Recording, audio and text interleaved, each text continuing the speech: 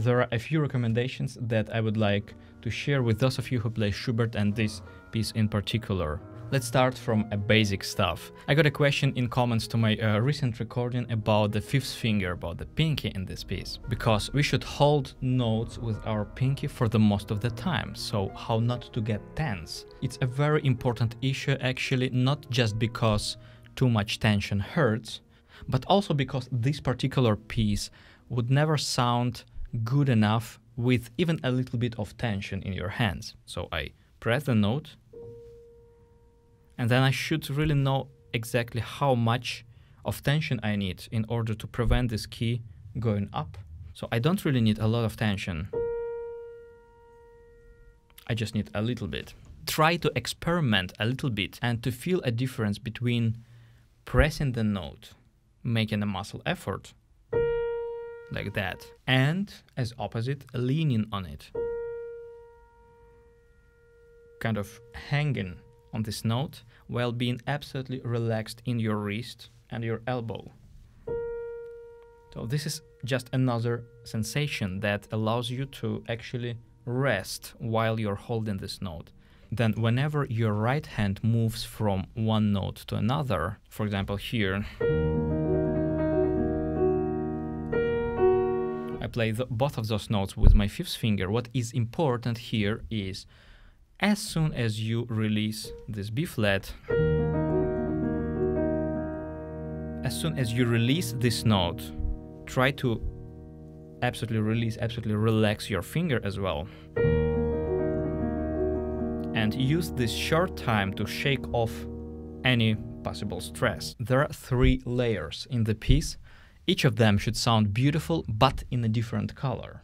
We need a very good support in the left hand in order to provide a very rich, gentle, but embodied, deep sound. So the left hand should be not a poor servant to the right one, but rather a loyal friend that never gives you an irritating pep talking, but rather supports you always. So in any kind of melodical climaxes, for example, like that one,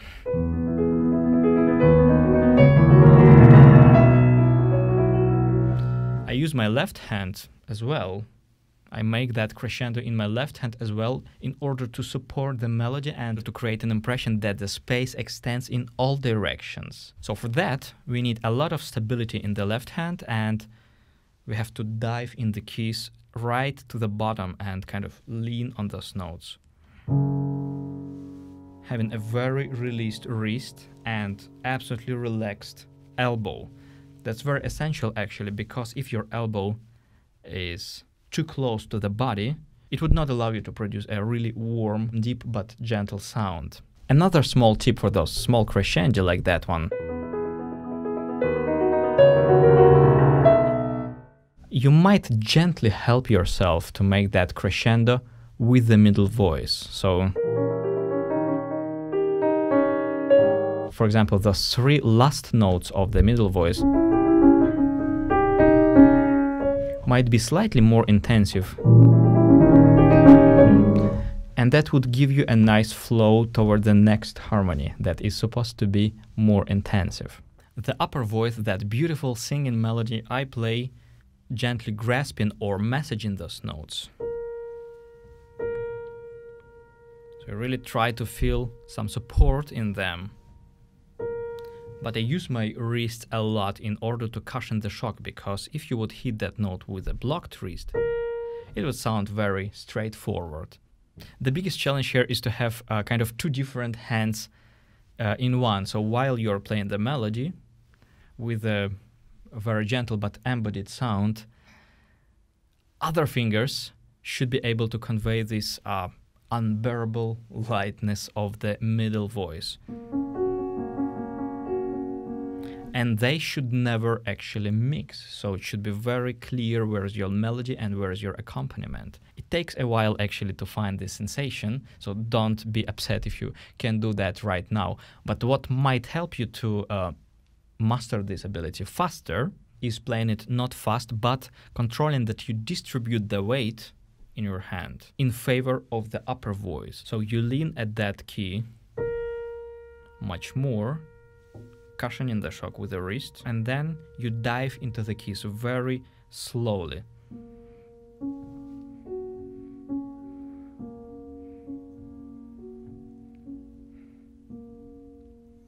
You have to dive right to the bottom, but with a very constant and slow speed.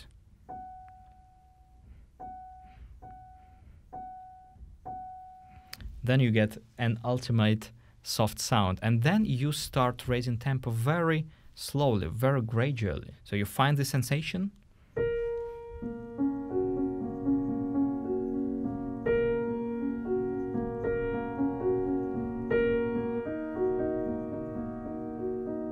and then you raise tempo very gradually, not to lose these feelings. It's also very important to release those fingers very quickly, so make sure you're not holding those notes, because that would mean that you're tense. Romantic music requires more flattened fingers very often, because playing like that with flattened fingers allows us to have a softer and warmer sound. Phrasing in this piece is not always intuitive. For example, it appears to be clear that we have to direct the music into the second bar.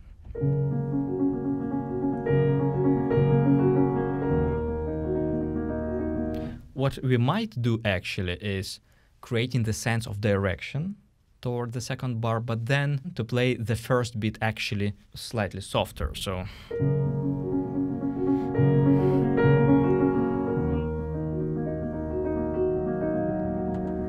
or for example here, many people would phrase that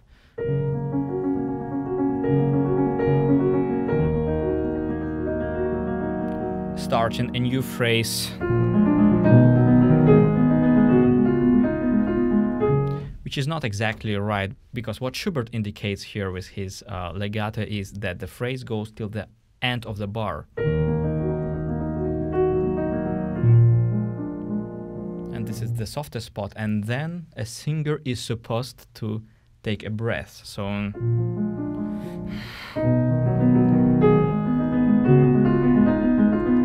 we are starting a new fresh phrase from the first beat, and on the one hand we should avoid accent on it, because it would sound very rude if that note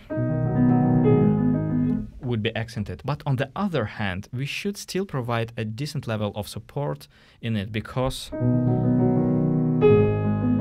having a straightforward accent on the second beat would be even worse. So in this case, I would do diminuendo till the end of the previous bar.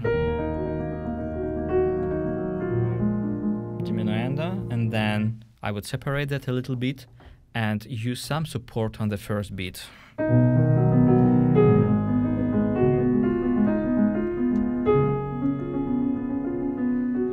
There are also a lot of resolutions in this piece. When you have a dissonant chord and its resolution, it's always important to foresee those chords, because it's very important to make a diminuendo toward the lower note. So the upper note should be always played with enough support in order to be able to do this diminuendo, namely not too soft. So in this case, freeing your hand, leaning toward the upper note, and making sure that the last note of the phrase is playing much softer than the previous one. And in this particular spot, actually, in order to assure that, in order to have more time for this last note, to ensure that I'm playing this carefully, I would take the first note of the middle voice in the left hand, so, and then the left hand plays the first note,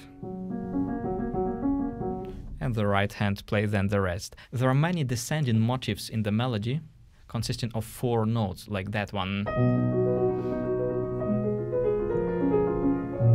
And it's not really comfortable to play them. So what helps me to phrase them nicer is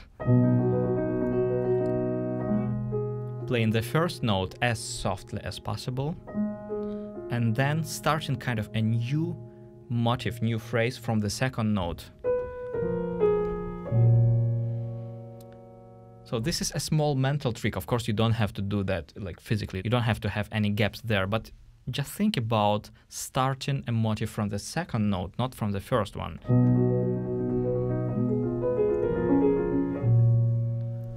And it helps actually a lot to avoid unnecessary accents and to find a more comfortable feeling in this melody. Of course, it's a good idea to enrich the piece with polyphony. For example, in this spot, I would mark that G in the left hand. This is a beautiful, very sharp harmony. And then upper voices make diminuendo. But the bass starts a new motif.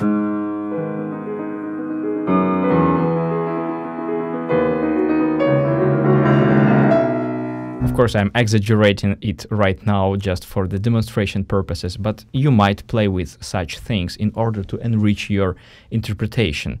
Or, for example, the next polyphonical spot that I would really suggest you not to miss, because it makes the piece sound really special and would refine your interpretation. For example, here.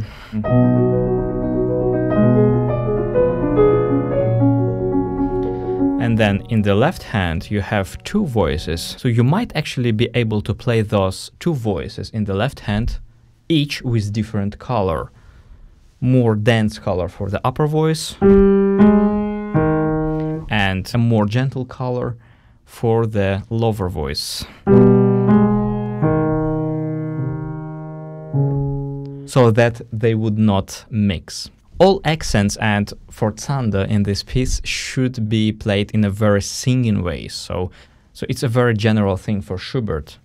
In general, all accents in Schubert's music is better to play in a singing way, always using your wrist for cushioning the shock instead of direct hit with a blocked wrist. I would always use that movement. It's always easier to start pieces like that if you would take pedal first, opening strings. And what helps me personally is trying to hear the music before I actually start playing. So I imagine that this flow, this musical flow, already exists. And my task is just to connect to it somehow, because when you think about starting a piece, like I have to start, and then it's more complicated to find the right move. Both amateurs and professionals suffer with this piece a lot actually, but for different reasons. Amateurs mostly because there are a lot of things that have to be done in order to make this piece sound expressive enough, but more professional players also have some issues with this piece often.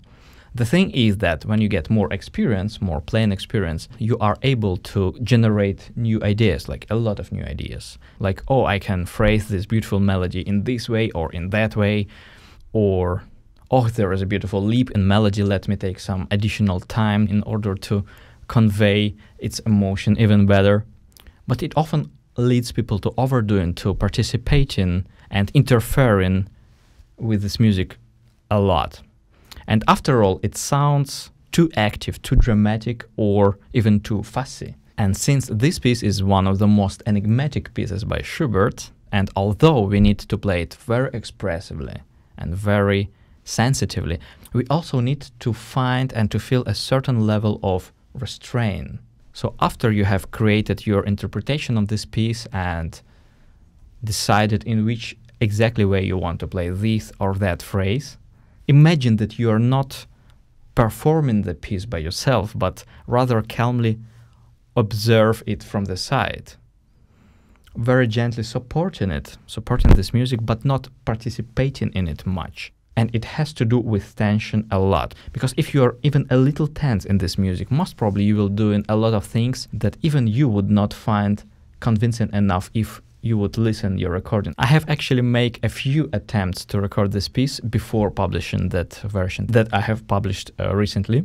The first version was not good enough for me because while listening to it, I have understood that one of the hammers, this C sharp, wasn't voiced properly. So this note was always kind of sticking out like that, and it was very irritating. So I had to take out the hammers and voice this and soften this hammer a little bit. Luckily, I'm learning piano tuning and maintenance now, so I was able to do that. But even the second recording didn't really convince me because I have understood that I'm doing actually too much, that I'm making this piece actually more dramatic than it needs to be. And it's actually a very challenging task to find this perfect balance between a certain level of restraint that is necessary in order to convey the transcendentality of this music and a necessity to play it very expressively. So it's actually like trying to hit extremely small target, so small that you don't even hope to hit it. You just try to get as close as possible. And each time performing the piece, you get a different result, a different level of proximity to your target. And another thing, considering the phrasing that I wanted to show you in the last section of the piece, at the last page of it, when I have this final crescendo,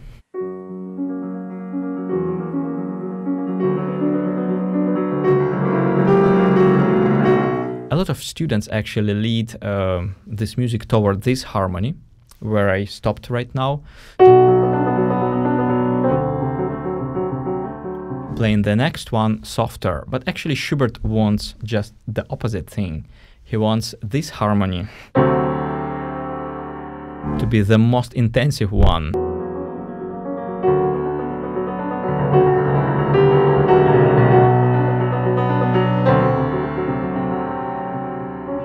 And then suddenly piano.